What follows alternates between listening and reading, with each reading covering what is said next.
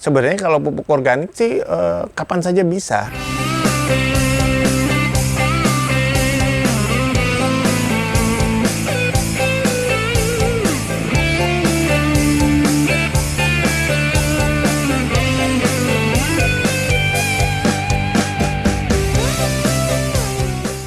Pupuk organik itu pupuk yang dihasilkan dari sisa-sisa tanaman, bisa dalam bentuk batangnya, daunnya, akarnya, nanti kita cacah, terus nanti kita dia dalam kondisi kadar haranya masih rendah. Setelah dia di dalam proses pelapukan, pembusukan, diolah oleh mikroba, maka menjadi unsur haranya tersedia. Itu organik. Nah, nanti organik itu lebih lanjutnya ada terbagi beberapa kriteria lain lagi. Nah, tadi saya bilang ada terbagi beberapa kriteria lainnya lagi. Ada namanya pupuk organik berupa pupuk kandang. Ada lagi nanti berupa pupuk pupuk cairnya. Ada lagi pupuk hijaunya. Nah, tapi mungkin untuk pupuk cairnya lebih ke episode berikutnya saja. Nah, sekarang kita kembali ke pupuk kandang. Pupuk kandang itu terbagi atas kita nyebutnya kohi, kotoran hewan, karena kandang kan hewan itu. Nah, itu ada pupuk kandang yang sifatnya panas, ada yang sifatnya dingin. Nah, biasanya yang panas ini kita bisa temui ada di kambing sama kotoran ayam. Yang dingin kita bisa ketemu ada di sapi dan babi. Nah, kenapa dia disebut panas? Ya, disebut panas karena dia proses pelapukannya berlangsung cepat. Jadi menimbulkan ya panasnya yang lebih tinggi dibanding yang proses yang dingin. Yang dingin itu disebut dingin karena prosesnya lebih lambat menjadi tersedia. Nah, itulah yang disebut pupuk organik yang panas dan dingin atau pupuk kandang panas dan dingin. Nah, kita kembali lagi masuk ke pupuk hijau. Pupuk hijau itu adalah pupuk yang dari hasil sisa-sisa tanaman yang dibenamkan ke dalam tanah. Pada proses yang selanjutnya dia bisa menjadi kompos. Tapi kalau kita langsungkan seperti kita lihat di di petani-petani, kita ada melakukan dia setelah panen dia melakukan lagi pengolahan tanah yang disebut zero tillage. Nah, mereka biasanya pakai pupuk hijau yang dibenamkan ke dalam sawahnya. Ya, seperti itulah pupuk hijau. Bedanya adalah beda akibat. Beda akibat yang nanti terjadi apabila kita memberikannya kondisi pupuk kandang yang sifatnya panas, dia belum terlalu matang kita berikan, maka tanaman mengalami ketidaknyamanan yang akhirnya mungkin dia menjadi stres, bisa mati dia. Nah, sementara kalau yang pupuk dingin, dia prosesnya lebih cepat, tapi memang juga tetap sebaiknya ditunggu matang. Tapi proses kematangannya itu tidak lama karena disebut pupuk dingin. Setelah mereka dua-duanya sama-sama sudah siap, kita berikan ke tanaman, akan kelihatan sekali hasilnya positif. Pupuk matang ya, pupuk matang itu ya sebenarnya kita biar dia sendiri berproses, mungkin kita lebih baik kita taruh di tempat yang kena sirkulasi udara yang cukup, dan tapi juga jangan terkena air yang air hujan atau apa, tapi biar udara nanti yang ini, nanti dia membutuhkan waktu tidak lama, mungkin sekitar sebulan atau sebulan lebih dia sudah bisa kita manfaatkan. Kita lebih mengarahnya biasanya yang kita pilih adalah dari tanaman leguminosa atau kacang-kacangan. Kenapa dipilih dari tanaman ini?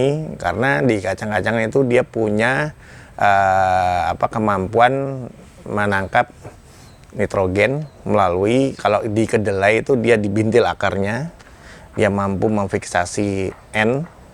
Tapi ada satu tanaman juga yang aslinya dari Senegal, namanya Sesbania rostata. Nah, dia tuh selain akar, di batangnya juga punya bintil.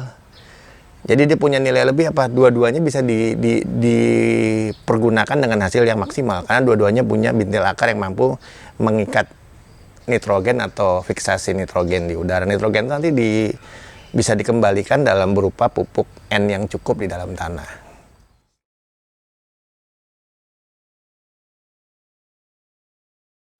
Pupuk hijau yang mudah kita buat itu dari mungkin lamtorogung, petai Cina, terus juga daun-daun asam, atau mungkin juga ya tadi kita dari kedelai, dari Sesbania rostata yang punya warna hijaunya yang kuat gitu. Itu bisa kita menjadikan sumber ketersediaan nitrogen di alam.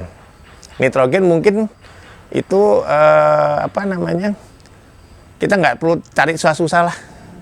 Di alam juga cukup banyak disediakan.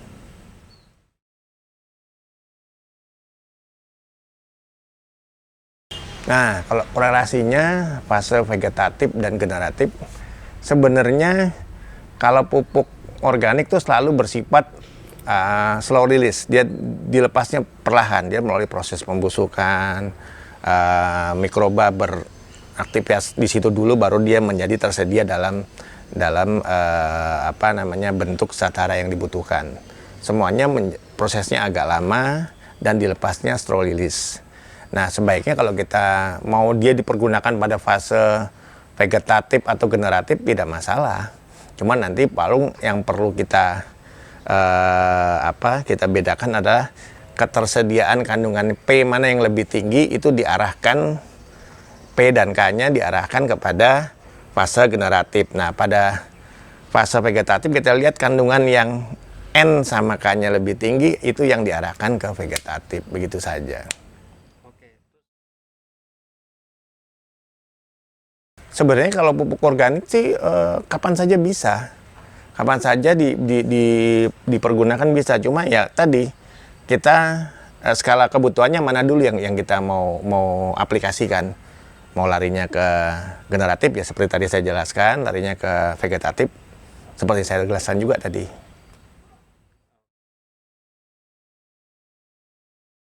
Indikasi bahwa tanaman sudah memerlukan pemupukan lagi kita bisa lihat dari bentuk daun, gejala-gejala pada daun kita bisa lihat.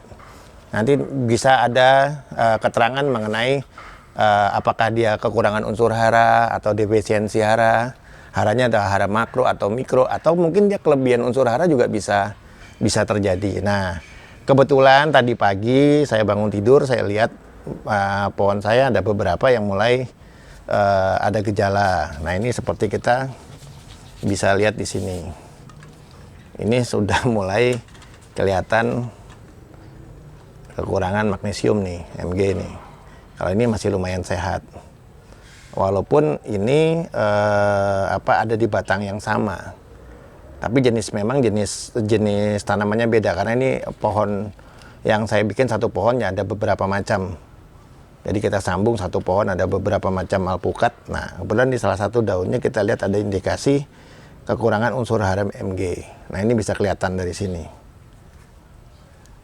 Nah, dari sini ada beberapa cara yang bisa kita pergunakan untuk menangani masalah kekurangan unsur hara tersebut. Kalau kita bicara masalah bahan organik, ini juga bisa recovery-kan dengan cara organik, tapi kita memberikan bahan organik yang sudah kondisinya matang. Tadi kaitannya dengan pupuk dingin dan pupuk panas. Ini sudah melewati fase itu, dia sudah matang. Itu bisa langsung diberikan. Nanti yang dia memproses sendiri di dalam tanah, dia membentuk ekosistem yang baik bagi pertumbuhan ini. Memang pertumbuhan perbaikannya tidak secepat dibanding kita memberikan dengan kimia. Karena kimia itu kan tadi penjelasannya adalah pupuk yang sengaja dibuat di pabrik dengan kadar-kadar hara tertentu yang ditinggikan.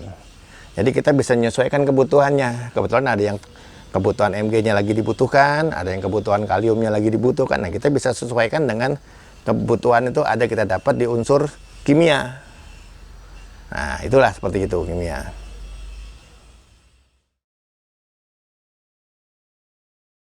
Untuk pola-pola tanam tertentu bisa, tapi kalau ini kebetulan pakai organik, bulan saya banyak ketersediaan organik, kimianya nanti dulu deh pakai organik aja dulu. Gitu.